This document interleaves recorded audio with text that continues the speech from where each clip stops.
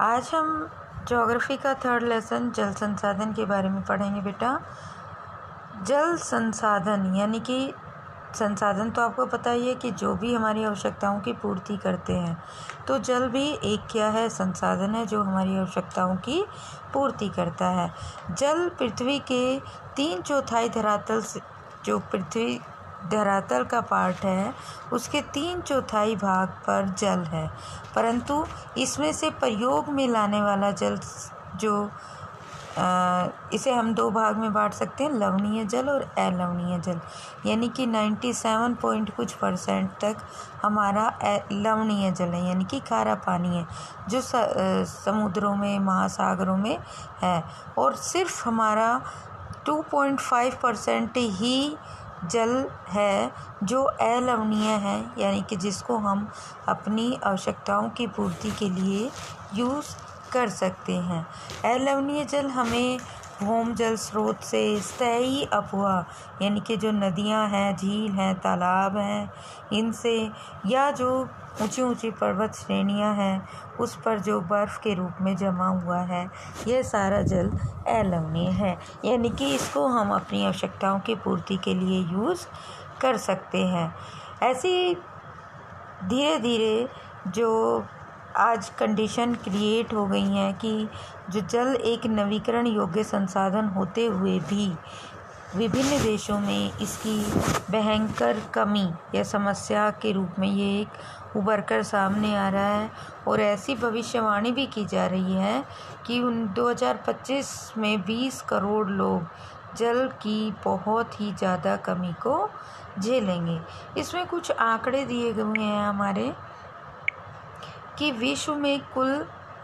जो आयतन का 96.5% भाग महासागरों में पाया जाता है, यानी कि ये क्या है, लवणीय जल है, खारा पानी है, और केवल 2.5% अलवणीय जल है जो हमारा नदियों में, झीलों में, तालाबों में बर्फ़ के रूप में या भूम जल स्तर के रूप में पाया जाता है। 70% भाग अंटार्कटिका, ग्रीनलैंड और पर्वतीय प्रदेशों में बर्फ़ की चादरों और हिमनद के रूप में मिलता है। भारत विश्व का वृष्टि का 4% हिस्सा प्राप्त करता है, यानी कि भारत में कुल जितनी भी पूरी पृथ्वी पर जितनी भी धरातल पर बारिश होती है उसका भारत के हिस्से में केवल 4% आता है, और विश्व में इसका 133वां स्थान है, यानी कि टोटल जितने भी देश हैं उसमें ये 133वें स्थान पर आता है। और भारत में जो नवीकरण योग्य जल संसाधन है उसके अनुमानित भंडार जो है 1897 वर्ग किलोमीटर प्रतिवर्ष है। भविष्यवाणी है कि 2025 तक भारत का एक बहुत ही बड़ा हिस्सा जल की कमी को झेलेगा, और ये हम अभी अपने आसपास के क्षेत्र में देखते हैं कि जो जल अंडरग्राउंड वाटर लेवल है, भूम जल स्तर है, धीरे धीरे वो गिरता जा रहा है, और जिन क्षेत्रों में इजीली मतलब जो पानी अवेलेबल था, वाटर अवेलेबल था, वहाँ पर जो नहरें हैं, तालाब हैं, नदियाँ हैं, या फॉर एग्ज़ाम्पल आप गाँव में ही देख लो कि जो गाँव में पहले जो होड़ पानी से भरे हुए होते थे, हर गाँव में आजकल वो सूख गए हैं। तो ये भविष्यवाणी की जा रही है कि 2025 तक सभी देश या भारत भी उनमें से एक है जो जल की बहुत ही ज़्यादा कमी की समस्या का सामना करेगा। जल के विशाल भंडार और उसके नवीकरण योग्य गुणों के होते हुए भी सोचना भी मुश्किल है कि हम जल दुर्लभता का सामना करना पड़ सकता है। यानी कि जल क्या है, एक नवीकरण योग्य संसाधन है, यानी कि ये हमें एक रिन्यूएबल रिसोर्सेज है जो रिसाइकल होकर हमें दोबारा से प्राप्त हो जाता है, लेकिन फिर भी इसके एक नवीकरण योग्य संसाधन होते हुए भी लोग इसकी नितांत कमी का सामना कर रहे हैं। राजस्थान के मरुस्थल जल से भरे मटके संतुलित करती हैं, मतलब इसमें ये एग्जाम्पल दिए हुए हैं कि किस तरह राजस्थान में मतलब जल की नितांत कमी का सामना किया जाता है। इसमें कुछ एग्जाम्पल भी दिए हुए हैं हमारे कि इजराइल जैसा एक देश है, उसमें जो प्रति वर्ष बारिश है वो 25 सेंटीमीटर यानी कि एवरेज औसत जो रेनफॉल है वो 25 सेंटीमीटर से भी कम है, लेकिन फिर भी वहाँ पर जल की कमी नहीं है। और भारत जैसे देश में 114 सेंटीमीटर प्रति वर्ष मतलब जो औसत वार्षिक वर्षा है होते हुए भी भारत में जल की बहुत ज़्यादा कमी का सामना करना पड़ता है। जल की दुर्लभता जो है मेन इसमें आ जाता है, ये क्वेश्चन वेरी इंपॉर्टेंट में आता है, अभ्यास का भी है कि जल दुर्लभता है क्या। जल दुर्लभता अत्यधिक और बढ़ती जनसंख्या और उसके परिणाम स्वरूप जल की बढ़ती मांग और असमान वितरण, यानी कि जब जल की आपूर्ति मांग के अनुरूप ना हो, यानी कि जितनी उसकी डिमांड है वो उतनी उसकी आपूर्ति ना हो, उसे हम क्या कहते हैं, जल दुर्लभता कहते हैं। और इसका जो मुख्य कारण है वो अत्यधिक बढ़ती हुई जनसंख्या और उसके परिणाम स्वरूप जल की बढ़ती मांग है। घरेलू उपयोग में भी, अनाज उगाने के लिए भी, उत्पादन बढ़ाने के लिए भी, शुष्क क्षेत्रों में खेती के लिए भी, और जो हमारे औद्योगिक क्षेत्र हैं उनमें भी, जो हमारी इकाइयाँ हैं उनमें भी बहुत ज़्यादा पानी की ज़रूरत होती है। तो इस तरह से जिस तरह से मनुष्य विकास की ओर बढ़ रहा है तो वो अपने उन संसाधनों का अत्यधिक दोहन कर रहा है, जिसमें से जल भी एक है, और इस कारण वो कमी का सामना कर रहा है। हम ये विज्ञापनों में भी, या हमने जो भी सर्वे किए या जो भी हम डाटा उसमें अवेलेबल है हमारे पास, उसमें देखा कि हर साल दिन ब दिन हम जल स्तर जो है नीचे गिरता जा रहा है और जल की उपलब्धता में कमी हो रही है, जिससे भोजन सुरक्षा भी खतरे में पड़ रही है। स्वतंत्रता के बाद बहुत सारी जो बहुराष्ट्रीय कंपनियां थी उन्होंने बड़े बड़े क्षेत्र मतलब औद्योगिक क्षेत्र में बड़े बड़े कारखाने, इकाइयाँ स्थापित की, जिससे उन सब को चलाने के लिए ऊर्जा की आवश्यकता होती, और ऊर्जा की जो विद्युत की जो आपूर्ति है वो टोटल में से जितनी भी विद्युत है उसका 22% हमें जल विद्युत से ही प्राप्त होता है। समस्याएं और भी जो हैं कि जो कॉलोनियाँ हैं या जो शहरी क्षेत्र हैं वह या जो रेजिडेंशियल एरिया जो है वहाँ पर नलकूप स्थापित किए गए हैं। इससे मतलब उस चीज़ का अत्यधिक दोहन हो रहा है और वो रिसाइकल होके हमें उतना नहीं मिल पा रही है, तो इस कारण हमें जल की नितांत कमी का सामना करना है। जल दुर्लभता का एक कारण उसकी मतलब जो जल है वो प्रदूषित बहुत ज़्यादा हो रहा है और जिससे वो यूज़ करने लायक नहीं रह गया है। जिसका मेन कारण है कि हम जो भी हमारे शहरी क्षेत्र से या जो भी हमारे जो नदियां हैं, नाले हैं, उनमें जो अपशिष्ट पदार्थ हैं वो ऐसे ही छोड़ दिए जाते हैं, जिससे पानी दूषित हो जाता है। और जो हमारी औद्योगिक इकाइयां हैं उसमें रसायनों, कीटनाशकों और कृषि में प्रयुक्त जो भी उर्वरक हैं उन सब से हमारा जो है जल प्रदूषण होता है और वो यूज़ करने लायक नहीं बचता। हमने जो हमारी खाद्यान्न सुरक्षा है या आजीविका उत्पादक क्रियाओं को ही बढ़ाने के लिए हम जो हमारे प्राकृतिक जो पारितंत्र हैं उन्हें हमें डिग्रेडेशन होने से बचाने के लिए एक कुशल प्रबंधन की आवश्यकता है। नेक्स्ट इसमें आ जाता है बेटा कि बहुउद्देशीय नदी परियोजनाएं और जल संसाधन प्रबंधन। जो बड़ी बड़ी परियोजनाएं हैं जैसे जो भी सलाल प्रोजेक्ट है, नर्मदा जो सरदार सरोवर बांध है, भाखड़ा नांगल प्रोजेक्ट है, ये सभी नदियों पर बांध बनाकर ये परियोजनाएं शुरू की गई हैं। और जो बहुउद्देश्य यानी कि ये एक साथ बहुत सारे उद्देश्यों को पूर्ति करती हैं कि जो इन्हें बहुउद्देशीय परियोजनाएं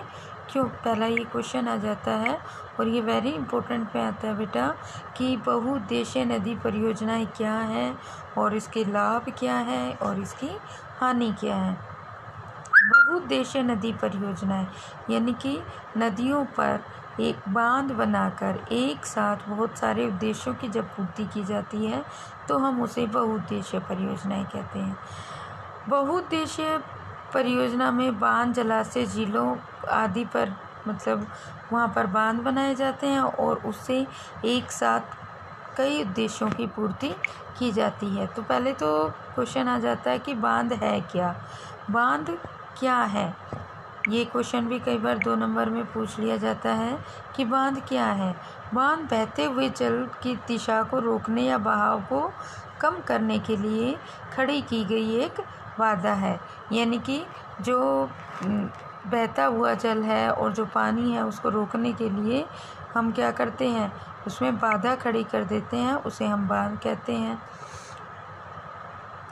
बांध सिर्फ सिंचाई के लिए नहीं बनाए जाते अपितु इनका उद्देश्य है विद्युत उत्पादन करना, घरेलू और औद्योगिक उपयोग के लिए, जल आपूर्ति के लिए, बाढ़ नियंत्रण के लिए, मनोरंजन के लिए, ये सब इसके क्या हैं, यूजेस हैं। तो ये इसके लाभ हो गए। लेकिन इसके कुछ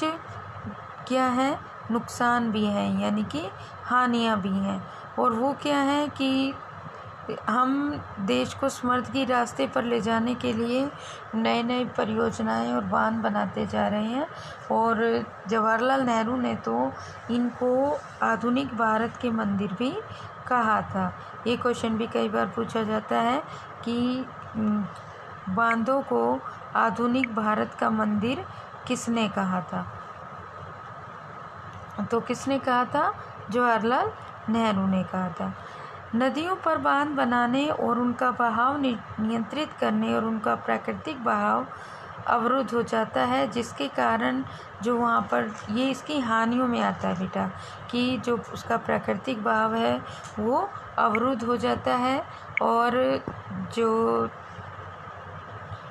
वहाँ पर जो नदी की जो चट्टानें हैं या जीव आवास, जब नदी में पानी या उसमें बहाव कम हो जाता है तो नदी में रहने वाले जलीय जीव जो हैं उनके भोजन में कमी आ जाती है। बांध नदियों को टुकड़ों में बांट देते हैं, जिससे एक जब ये जो जलीय जीव हैं जब ये अंडे देते हैं तो नदी में इनका स्थानांतरण अवरुद्ध हो जाता है और इनका जो प्रजनन क्रिया है वो सुचारू रूप से नहीं हो पाती। और और इसके कारण इन परियोजनाओं के कारण या बांधों के कारण एक बहुत बड़ा क्षेत्र जो है वो मतलब जलमग्न हो जाता है, जिससे वहाँ पर रहने वाले लोगों को अपने पर्टिकुलर जो उनका आवासीय क्षेत्र है उसे छोड़कर कहीं और जाकर रहना पड़ता है और जो वहाँ की प्राकृतिक वनस्पति है या वो है वो सब उसमें जलमग्न हो जाती हैं। तो ये इसकी बहुत सारी हानियाँ भी हैं। लेकिन इसकी हानियों के होते हुए भी फिर भी इसके बहुत अधिक फ़ायदे हैं, इसलिए नई नई बांध बनाए जा रहे हैं, परियोजनाएं बनाई जा रही हैं। इसमें क्या आता है कि सरदार सरोवर बांध गुजरात में नर्मदा नदी पर बनाया गया। यह भारत की एक बड़ी जल संसाधन परियोजना है। इसमें 4 राज्य महाराष्ट्र, मध्य प्रदेश, गुजरात तथा राजस्थान सम्मिलित हैं। सरदार सरोवर परियोजना गुजरात के इतने गांवों और इतने कस्बों में सूखाग्रस्त तथा मरुस्थलीय भागों की जल की आवश्यकता को पूरा करती है। लेकिन लोगों ने इसका विरोध भी बहुत ज़्यादा, क्योंकि जिस पर्टिकुलर एरिया के लोग वहाँ पर रहते हैं यह माना कि यह इतने लोगों को क्या करेगी, लाभ पहुंचाएगी। लेकिन पर्टिकुलर जो जिस एरिया में इसको बनाया गया है वहाँ के जो लोकल आबादी है उनको इसका इतना फ़ायदा नहीं होता। तो वो लोगों ने इसके लिए बहुत सारे आंदोलन या मूवमेंट्स भी चलाए। अब इसमें आ जाता है हमारा कि हमारी जो मुख्य नदियाँ और बांध हैं, ये मैं आपको नेक्स्ट वीडियो में समझाऊंगी मैप अलग से। पहले इसको ख़त्म कर लेते हैं।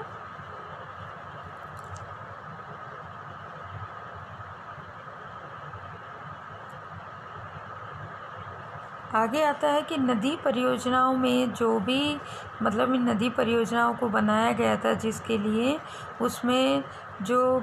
कई बार वो इसके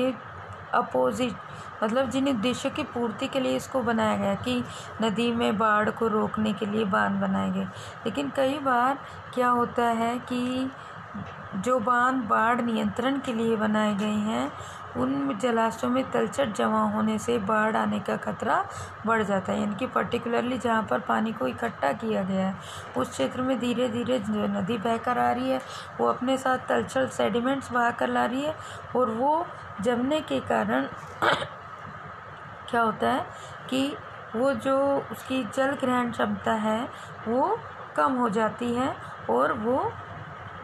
जिसके कारण वहाँ पर जो पानी इकट्ठा होता है वो उसमें नहीं रुक पाता और बाढ़ का कारण बनता है और जिसकी वजह से स्थिति बहुत ही गंभीर हो जाती है। लोगों के लिए एक बड़ी समस्या ये धीरे धीरे बनती जा रही है। अब है जल संरक्षण। तो हमें जल को संरक्षित कैसे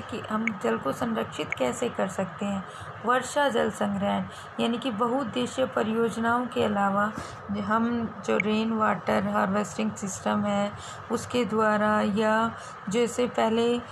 जो राजस्थानी क्षेत्र में जो टाँके बनाए जाते थे गुल या कुल पर्वतीय क्षेत्र में, या वर्षा जल जो छत वर्षा जल है उसको संग्रहण करके या गड्ढे बनाकर या जोहोड़ में या तालाबों में हम पानी को इकट्ठा करके संग्रहित कर सकते हैं। नेक्स्ट इसमें आ जाता है हमारा कि राजस्थान का इसमें दिया हुआ है कि राजस्थान के जो क्षेत्र हैं वहाँ पर पहले भी मतलब जो है वर्षा जल संग्रहण किया जाता है, वहाँ पर टाँके बनाए जाते हैं और जो मतलब जो पहली बारिश का पानी उसको इकट्ठा नहीं किया जाता और उसके बाद जितनी भी बारिश होती है उसमें मतलब जो छत का पानी है वर्षा का पानी है वो सब उस एक पाइप के द्वारा उस टाँके में चला जाता है और उसको संग्रहित किया जाता है। हमारे पूर्वी क्षेत्र में मेघालय की तरफ बांस ड्रिप सिंचाई प्रणाली अपनाई जाती है जिससे पानी वेस्ट नहीं होता और ड्रिपिंग मेथड से वहाँ पर सिंचाई की जाती है।